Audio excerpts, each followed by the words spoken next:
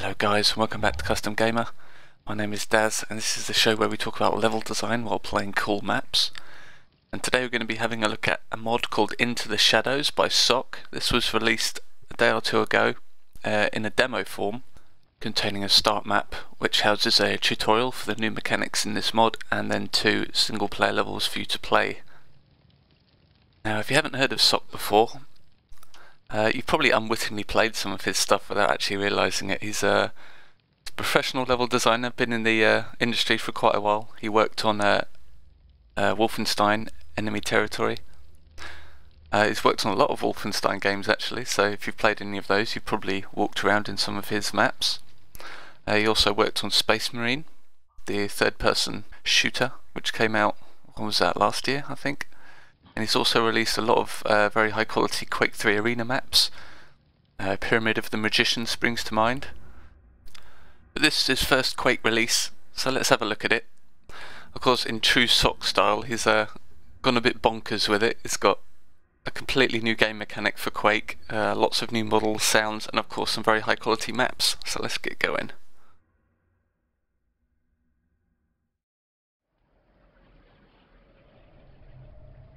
Okay, so this is the start map, and I'm just going to talk about the new mechanics as they appear in the video because there's quite a few to talk about, and we'll just kind of go through them as they appear. The first one is the skill select in the form of these pillars here. Now according to the README file, the difficulty of this mod is somewhat dynamic, and whether that means the difficulty changes on the fly depending on how well you're doing, or whether it just means that you can change the skill at any time by hitting one of those pillars, I'm not really sure. I haven't tested it yet, but we'll have a look. And the first proper new mechanic here is these books that you can read. It's a really nice model and particle effect. They do kind of stand out from the environment. And we've seen kind of things like this. Typically it's kind of a Half-Life mod thing where you'll have like stuff you can read in the environment, and it'll normally be either narrated by an actor in a sounder file, or it'll be in the form of some kind of like PDA or newspaper or something like that you can read. The one that springs to mind most recently is Hatch 18 by E40, although that mod did honestly a very poor job of the dialogue. As you can see here, the thing I love about the text in this mod is that it's completely optional and you can control the kind of speed of it there. Again, that's another problem I see in a lot of Half-Life mods where you're reading some text on the screen and it'll disappear before you're ready, or something like that, and you won't be able to see it again. But here it's very nicely presented and you can just take it at your own pace.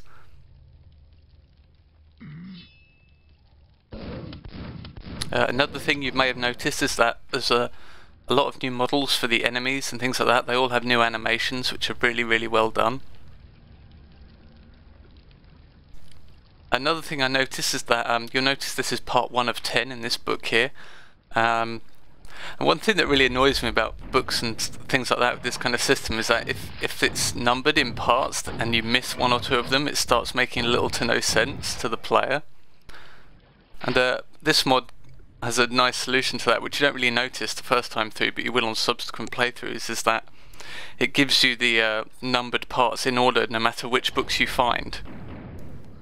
Which I thought was a nice design decision, so you get the full story no matter which order you visit the bookcases in.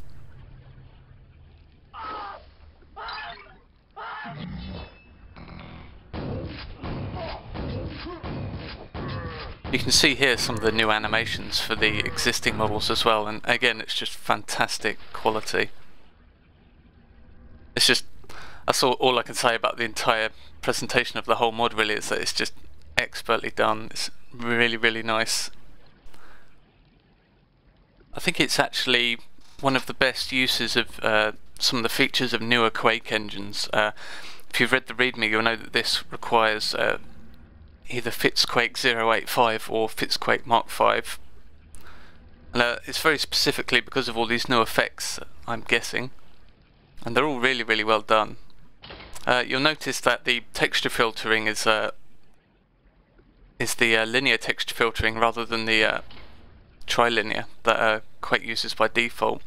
That's a visual choice by the author, and I don't normally play Quake in this mode. I actually quite like the filtered textures, but I've got to say, for this mod I think it really works. I haven't really tested it with the filtering turned on, but it actually looks really nice with it off. I'm actually quite enjoying it. I might have to play some more maps with the texture filtering like this.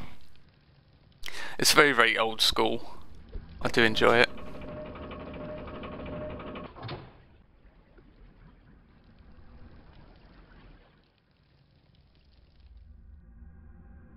So you'll notice the arrow on the wall there that's lit up. This is another thing that was mentioned in the readme. Apparently these arrows are fairly dynamic as well, and that they'll kind of show you the way to your next objective, no matter what it is. Another thing I wanted to talk about is the upgraded AI in this mod. It's amazing. I mean, anyone that's played Quake will know that the AI was dumb as dog shit.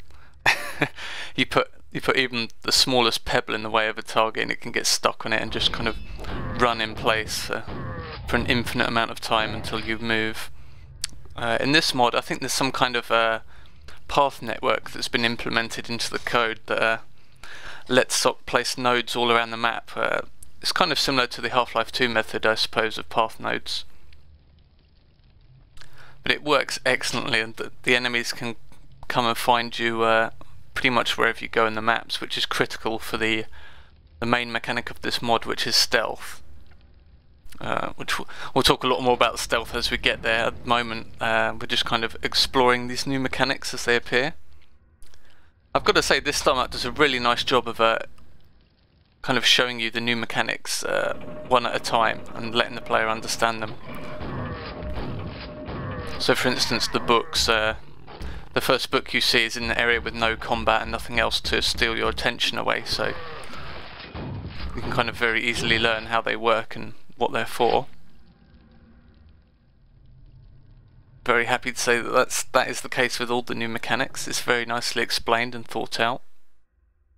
There are a couple of niggles here and there, but for the most part it's excellently done. Now this area I'm in at the moment is a place accessed with the gold key, and this isn't critical progression through this map. It's completely optional. If you find a secret with the gold key, you can come here and have a look at this area. And I just love the fact that it's built this way, that it's almost like the author is trying to explain to the player that it's worth exploring, because there are all these hidden things around which you can find. And the secrets actually, rather than just being little alcoves with power-ups, they can actually reveal whole parts of the map which you won't experience otherwise.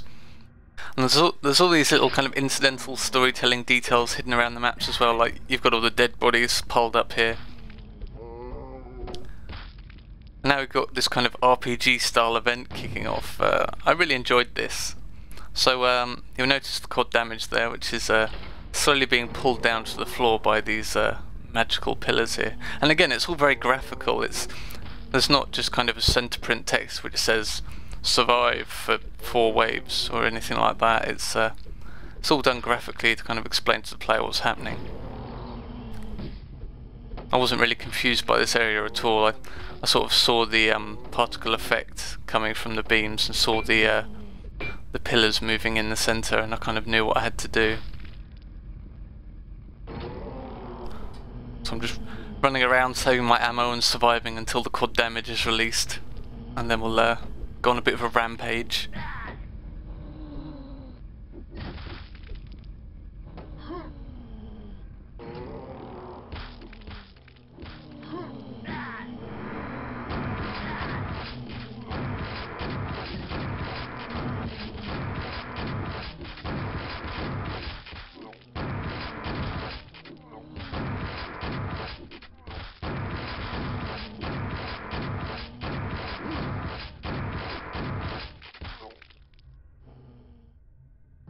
I still managed to take a ridiculous amount of damage somehow from these zombies. I guess I just wasn't paying too much attention, but never mind.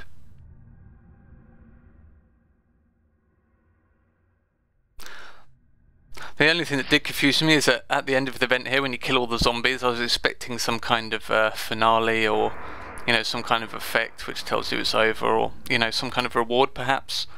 But no, it just ends. It would have been nice to have a kind of a final payoff or something, but hey. Now I never did find out how to open that. I imagine there must be a way to get to that grenade launcher, who knows.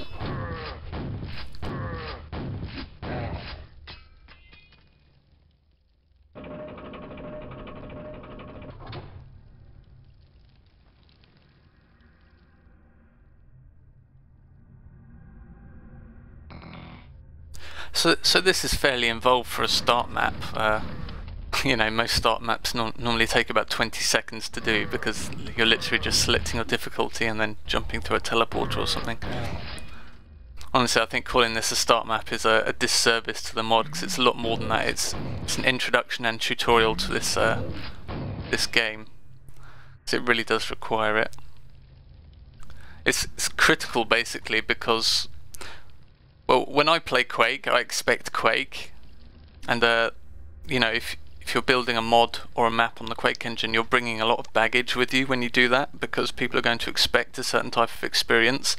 So when you change it as drastically as SOC has with this mod, having a lengthy introduction to kind of shake the player and say this isn't a normal Quake mod, you're going to have to do things differently. It's very much required, I think. I certainly, the first time I played this time, I was running around, you know, double jumping everywhere and bouncing around, just killing enemies, and then once you get to the main stealth mechanic, the gameplay just changes entirely, and it takes a while to kind of break out of the mindset of this is Quake, I'm going to bunny hop and jump around all over the place and shoot everything. But the mod does a fantastic job of getting that out of your system.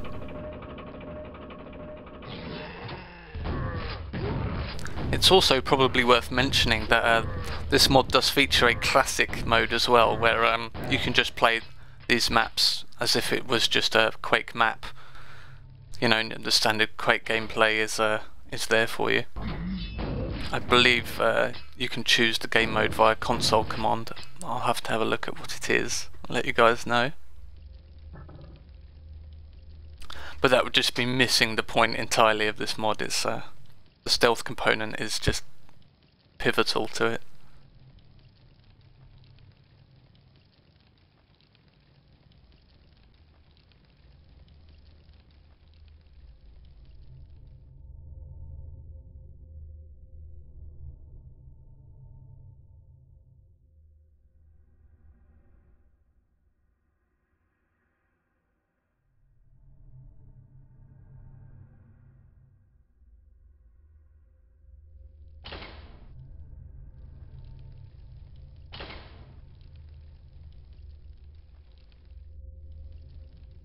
So I haven't really talked about the visuals yet, but wow, this map looks great. I really like the lighting in particular. Everything's kind of bathed in these, not quite pitch black, but very dark shadows, and you kind of get these tints of colour coming from the wall torches. And again, just the architecture in general is fantastic. I love all the arches and kind of vaulted ceilings and everything. Really, really nice. Very gothic.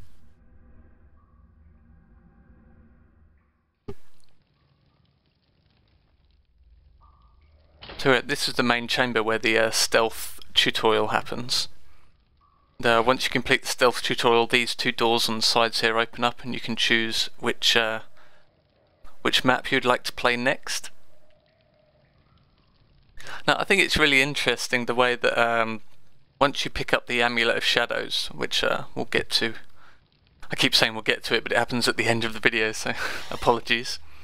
But it changes the gameplay on this map also. Once you have the amulet equipped, you can find all kinds of secret areas and you know, hidden little items which you couldn't find before. You even get a little introduction to the amulet there in the book, so it's kind of alluded to before you actually find it yourself.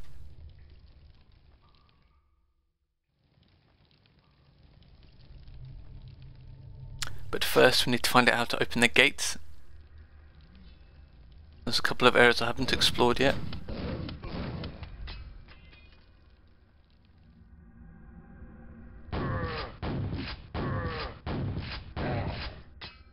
I really like this room. The kind of long, narrow, vertical stained glass windows look fantastic in my opinion. They're on the wall behind me. Have to have a look at them when I turn around, and the way that model kind of dominates the room is really cool.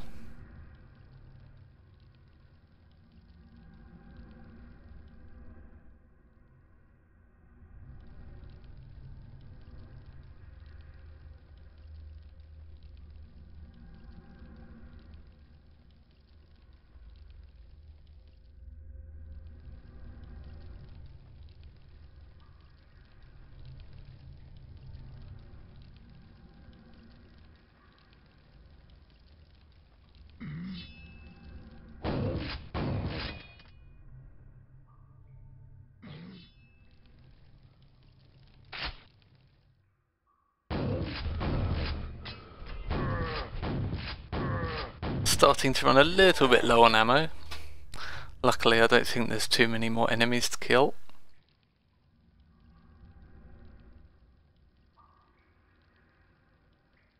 Just finish off the introductory story here.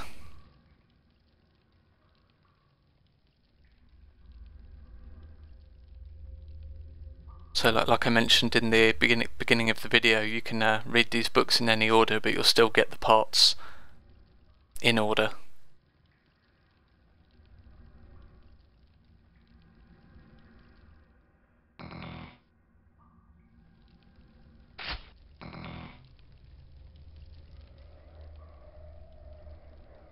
So these are more teleporters to other maps, which I believe will be in the full version. Again, remember this is just a demo. It's got this map and 2 other maps to play. I'm not sure how many maps will be in the full version, maybe 4. I think there's 4 teleporters on this map, but you never know. Might get lucky and have an extra one.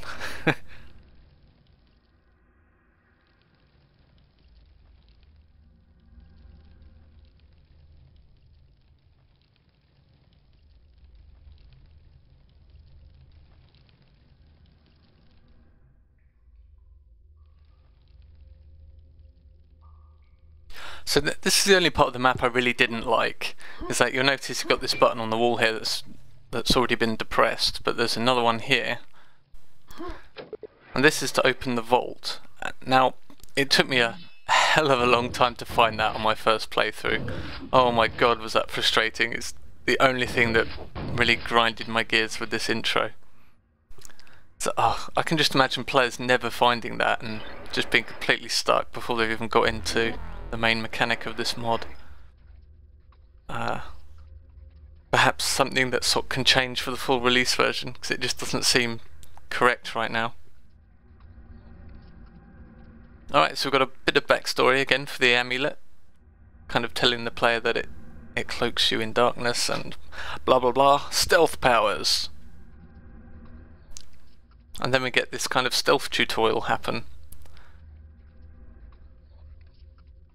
And again, this is critical. Like, the whole thing about stealth, if you look at all the games that employ stealth, recently we've had games like Dishonored, Deus Ex, Human Revolution, Hitman. There's been a whole bunch of recent games that have done it. And the hardest part about it is communicating to the player the kind of, you know, the AI state and what the AI can see, how they're going to react, and all these other contributing factors. And how you show those mechanics to the player is just critically important. So you'll notice here that all the enemies now gain a little eye icon above them when the player's near them, which indicates their alertness to you. And one of the things that took me the longest time to work out is that they don't actually see you unless the eye turns red. What I mean is that I was expecting that at a distance, as soon as you get into line of sight of the enemy, they'd react like they do in Quake. Took a little while to work out that you can actually move around safely at a distance without noticing you at all. It's only when their eye turns red that I believe it's a timer that you have a certain amount of time to get out of their red zone before you get noticed. And if you look at the design of the area here, you'll notice the floors kind of divided up into these markers which kind of show the player how the stealth mechanics work. I believe it's, if you look at them, there's like a cone which represents their eyesight when they're facing in that direction. It's a very subtle thing, but it's nice how it works. So you see we've got another kind of stealth device here with the crossbow, which doesn't really do any damage if you hit a monster with it. It'll just make it very angry. It's used to obviously just cause distractions and things like that. And the final tool is the poison bolt.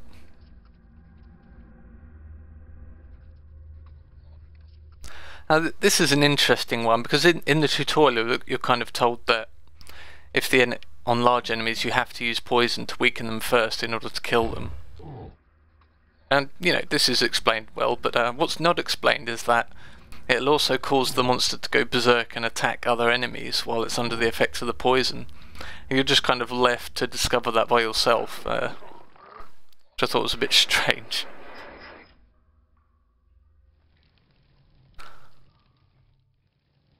So there we go. Overall, it's a nice introduction to the stealth mechanics. Now, it just about prepares you enough, I think. There's still a few things you can discover on the first map that you play through after this, but for the most part, you get the basic gist of it essentially. So this is the end of part 1, and in part 2 we're going to be playing the first of the 2 maps. Castle of Shadows is the second one, so we're going to be jumping into this one, the Shadow Gate, and I will see you next time.